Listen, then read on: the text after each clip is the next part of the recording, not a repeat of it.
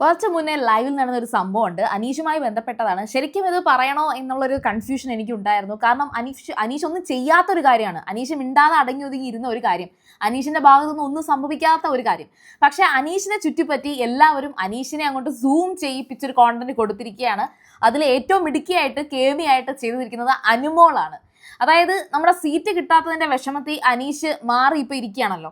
അപ്പം അനീഷിനെ അതും പറഞ്ഞിട്ട് ട്രിഗർ ചെയ്യാണ്. അപ്പം മറ്റേലൊരു പപ്പടവട പോലത്തെ സംഭവം എന്തോ ഉണ്ടാക്കുമ്പോൾ അത് ആരും കൊടുക്കുന്നില്ല. അപ്പൊ അനുമോള് വന്നിട്ട് കൊടുക്കാൻ ശ്രമിക്കുന്നുണ്ട്. അനീഷ് അത് വേണ്ടാന്ന് പറയുന്ന പോലും ഇല്ല, അനങ്ങാതിരിക്കുകയാണ്.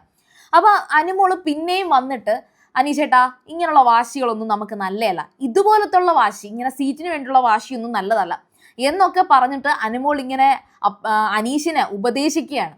പക്ഷെ അന്നേരവും അനീഷ് അനങ്ങുന്നില്ല. അവസാനം ആ ഇരിപ്പ് കണ്ടിട്ട് അനുമോൾ ഒരു കൗണ്ടർ അടിക്കുന്നുണ്ട്. ഇത് കണ്ടിട്ട് നമ്മൾ ഫ്രണ്ട്സ് സിനിമയിൽ ജയറാം ക്ലൈമാക്സിൽ ഇരിക്കുന്ന കണക്കാണ് എന്നൊക്കെ ഇങ്ങനെ പറയുന്നുണ്ട്. പിന്നെ അവിടെ മൈജിയുടെ കുറച്ച് പില്ലോസ് ഇരിപ്പുണ്ട്. അതിനകത്ത് ഓരോ പില്ലോയ്ക്കകത്തും ഓരോ കോട്ടാണ് എഴുതിയിരിക്കുന്നത്. പക്ഷെ അതിനകത്ത് ഐ ലവ് യു എന്ന് ആദ്യം വേറൊന്നായിരുന്നു എടുത്ത് മടിയിൽ വെച്ച് കൊടുത്തത്. പക്ഷെ അത് കണ്ടിട്ട് ഇല്ല ഇത് പറ്റത്തില്ല, ഐ ലവ് യു ഉള്ളത് എന്തിയെ എന്ന് ചോദിച്ച് അനുമോള് പോയി ആ ഐ ലവ് യുവിൻ്റെ തന്നെ പില്ലോ എടുത്ത് വെക്കുന്നുണ്ട്. നൂറ ഇപ്പൊ പറയുന്നുണ്ട്, നൂറ അടുത്തൊരു കൗണ്ടർ അതൊന്നും കൊടുക്കാൻ ആർക്കും തോന്നത്തില്ല എന്നൊക്കെ നൂറ പറയുന്നുണ്ട്.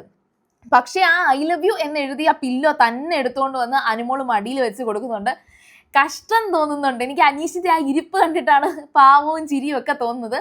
അത് അങ്ങനെ തന്നെ വെച്ചിട്ട് ഒരനക്കവും ഇല്ലാതെ നിങ്ങളൊക്കെ എന്ത് പ്രൊവോക്ക് ചെയ്താലും ഞാൻ പ്രൊവോക്ക് ആകില്ല എന്ന് അങ്ങോട്ട് മസിൽ പിടിച്ചിരിക്കുകയാണ്.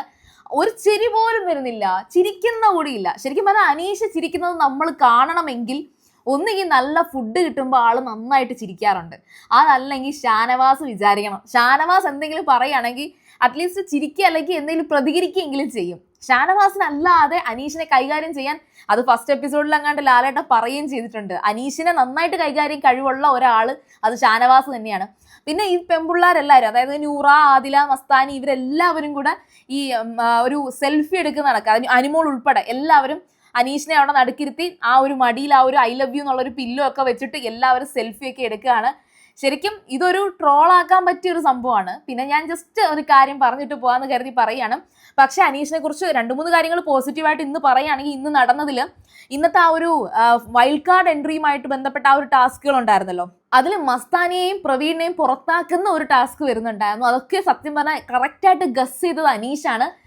ഒരു ഗെയിമിൽ അനീഷ് കറക്റ്റായിട്ട് ഗസ് ചെയ്യുന്നുണ്ടെങ്കിലും മറ്റ് കൂടെ ഉള്ളവരൊക്കെ അക്ബർ പറഞ്ഞത് കേട്ടിട്ടൊക്കെ പോയിട്ട് അനീഷ് പറഞ്ഞതിന് വിലയില്ലാതെ പോയി.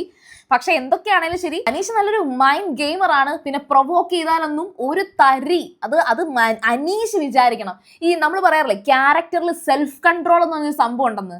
അതായത് നമ്മൾ എന്ത് പറയണം, നമ്മൾ എന്ത് ചെയ്യണം എന്ന് നമ്മൾ തീരുമാനിക്കുന്ന ലെവലിലേക്ക് അത്രയ്ക്കും ഒരു മെഡിറ്റേഷൻ പവറൊക്കെയാണ്. അത് അനീഷിന് മാത്രമുള്ളൊരു പവറായിട്ട് എനിക്ക് തോന്നുന്നുണ്ട്.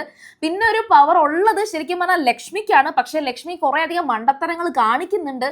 എവിടം വരെ പോകുമെന്ന് നമുക്ക് അറിയത്തില്ല. ഏതായാലും അനീഷിന്റെ ഒരു പവർഫുൾ ആയിട്ടുള്ള ഒരു ബിഹേവിയർ ഉണ്ട്. അതെന്തായാലും അവസാനം വരെ എത്തിക്കാൻ സാധ്യതയുണ്ട്. പക്ഷെ അനീഷിന്റെ ഗ്രാഫ് ഇടയ്ക്കിടയ്ക്ക് ഒന്ന് താഴോട്ട് പോകുന്നുണ്ട്. ആദ്യത്തെ 2 ആഴ്ചത്തെ ആ ഒരു അനീഷിനെ അത് ഇപ്പോഴാണ്, ഇന്നലെ തൊട്ട് അല്ലെങ്കിൽ ഇന്ന് തൊട്ടായിരിക്കാം അനീഷ് വീണ്ടും കയറി വരുന്നത്. അപ്പോൾ ഏതായാലും നമുക്ക് കണ്ടു നോക്കാം. അടുത്ത ഒരു ലൈവ് അപ്ഡേഷനുമായിട്ട് ഉടനെ വരാം. സീരിയൽ ഗ്രാൻഡ്മ നിങ്ങൾ ഫസ്റ്റ് ടൈം ആണ് കാണുന്നതെങ്കിൽ ഉറപ്പായിട്ടും ചാനൽ സബ്സ്ക്രൈബ് ചെയ്യുക. വീഡിയോ ഇഷ്ടപ്പെട്ടാൽ ലൈക്ക് ചെയ്യുക, കമന്റ് ചെയ്യുക, ഷെയർ ചെയ്യുക. അപ്പോൾ ഞാൻ പോയി വരാം. ബൈ.